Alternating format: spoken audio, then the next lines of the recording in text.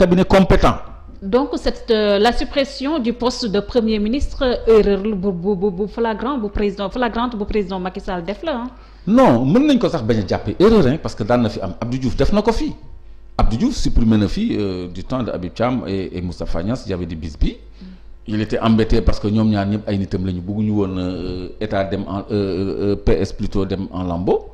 il avait supprimé le poste de premier ministre à un moment donné après la ko delloo si mais moom il avait l'aptitude de gérer les affaires courantes et l'État parce que y avait un Jean Collin qui était là qui s'occupait de tout et à sa suite il y avait un Tanor Dieng qui était là qui s'occupait aussi de tout est-ce que nit ñu mel noonu ci wàllu background ci wàllu curricula est-ce que am nañu ci wetu Macky Sall moo tax sànq ministre de la tocardise ak cuune la donc loolu moo indi mu jël ay mesures yoo xam ne ñun xamoon nañu délégué ministériel xam nañ ko xam nañu conseiller ministre conseiller xam nañ ko ministre délégué xam nañ ko mais délégué interministériel man maa ngi koy doog a dégg Sénégal nañ ma jàngal loolu mooy lan délégué interministériel ñoom dañuy créer rek. est-ce que da nga njort ne c'est pour classer benn clientélisme politique. dañuy dugal seen ay nit parce que ñoom pareeguñu ci seen élargissement. dañuy yokk ay nar pour cër seeni nit.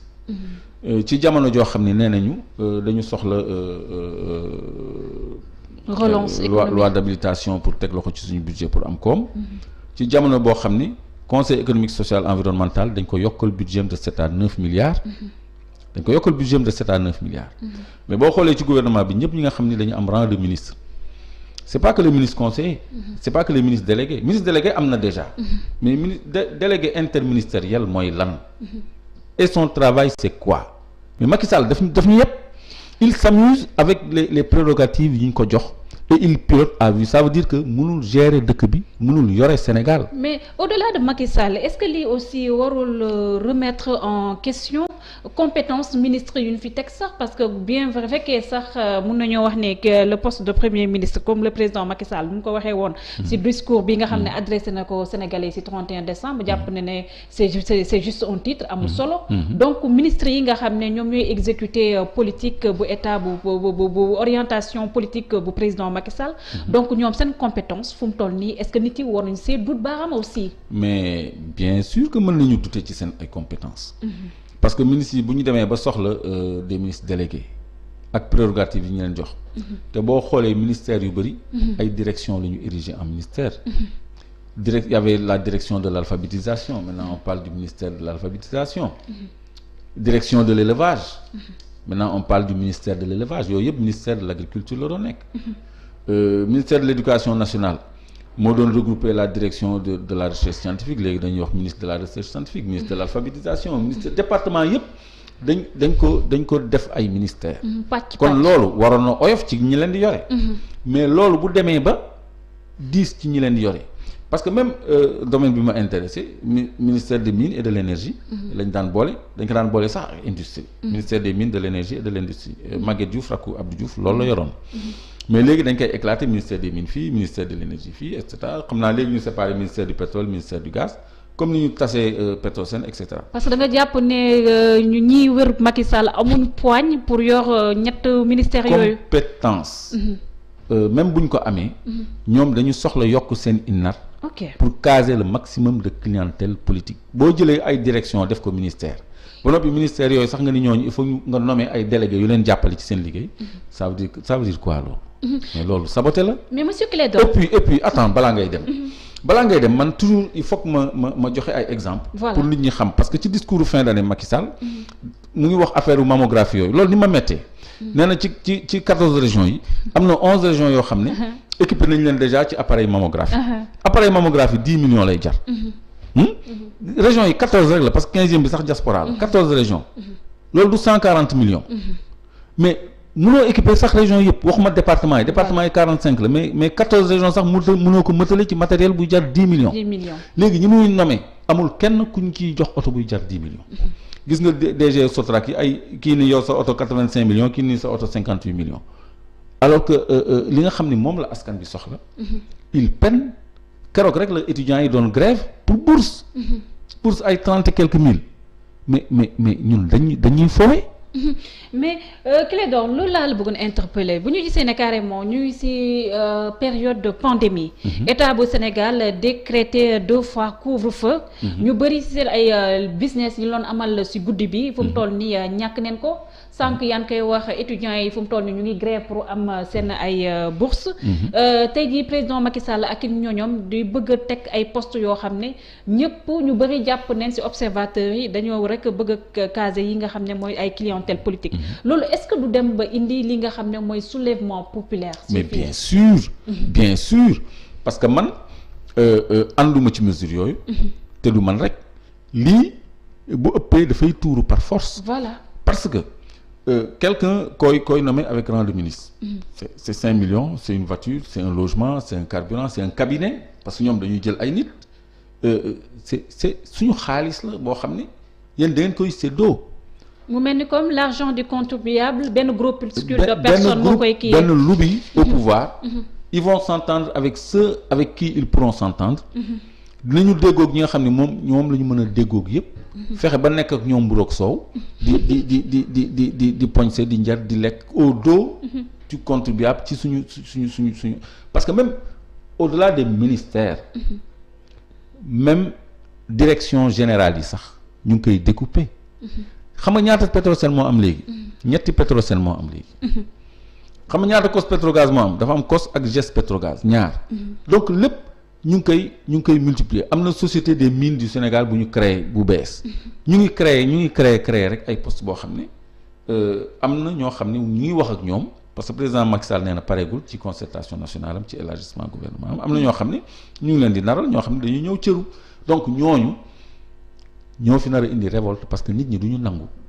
ñu nekk di séddoo suñu alalu réew. ci ay teranga ak ay postes yoo xam ne ñoomi neen la te ñun ndox bu ñu naan pour ñu jox ñu ko problème la. suñu étudiants yi pour ñu fay seen bourse problème la baykat yi pour ñu jënd seen gerte problème la santé gis nga Mahmoud Saleh daw na dem France faju ji parce que mënul faju fii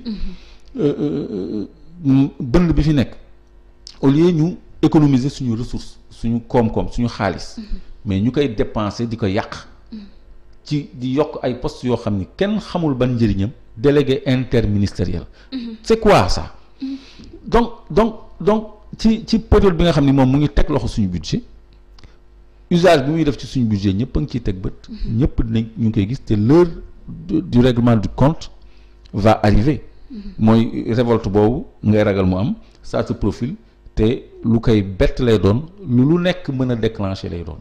moo tax na def attention bu baax ak nit ñi muy arrêter à gauche à droite parce que fu mu nekk nii la coupe est pleine. moom nekkul ci askan bi la coupe est pleine moindre étincelle moindre goutte mu déborder. La coupe est pleine monsieur Clédor mais est-ce que aussi certes le président de la République moom mu ngi téye teg ay actes yoo xam ne mun nañoo wax ne baaxul benn yoon par rapport ak nekk ni doomu aadama yi fii au niveau du Sénégal mais est-ce que aussi dafa nekk rek kii di président de la République amul benn opposition bu fort ak benn société civile bu fort pour rek mun a yi nga xam ne mooy actes yi muy posé est-ce que nekkul ne Sénégal fu mu toll nii dafa am crise de leadership aussi. C'est vrai que opposition bi. dese na taxawaay. taxawaayu opposition bi wax dëgg yàlla. des na parce que nit ñi dañu mel ni ñu nasaxal.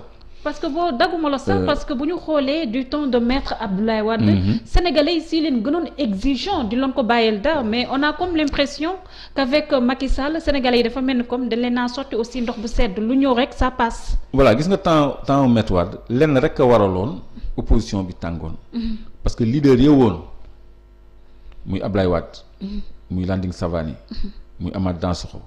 muy Abdoulaye Bathily dañu daan joxe ay mots d'ordre. ni suba na ñëpp wàcc ci mbedd mi suba na ñëpp def meeting. suba nañ def concert de casserole. suba nañ def ba noppi assumer ko ñu leen di jàpp di leen tëj kaso ñuy dégg génn étudiants yi di grève ak yooyu tout ça. mais actuellement ban leader mooy joxe mot d'ordre pour qu'on fasse quoi que ce soit. c'est ça que le Sénégal manque loolu moo fi amatul. parce que kenn bëggul dem kaso. te président Abdoulaye Wade bu demul woon kaso du mës a falu. Landing Savané ñaata yoon la dem kaso.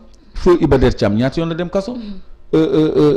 Ablaye Bathily ñaata yoon la dem kaso Idrissa Seck dem na kaso Ousmane Ngom tous ces hommes politiques là ils ont fait de la prison politique madame ñoom ñëpp tous tant qu'ils sont alors mais loolu moo tax ñu mujjee yore l'appareil d'État donc les leaders de l'opposition actuelle à commencer par Ousmane Sonko waruñu sax sóoraale kaso parce que promotion la kaso ci homme politique parce que mënuñu maintenir un détenu politique dans les liens de la détention parce qu'il y a la communauté internationale bu ko dul accepter il y a l'opinion nationale bu muy révolter loolu c'est intenable pour un régime la plus grosse patate chaude d'un régime mooy mu am un opposant politique dans ces prisons gis nga Karim bi mu nekkee prison Khalifa Sall bi mu nekkee prison c'était du grabuge tout le temps c'était des pressions internationales tout le temps des condamnations de la CEDEAO de l'ONU et tout le temps des manifestations des populations ay déni de justice yoo xam ne dafa doon tere gouvernement bi nelaw dafa leen obligé bàyyi par pexe yu mu leen mën a bàyyee donc loolu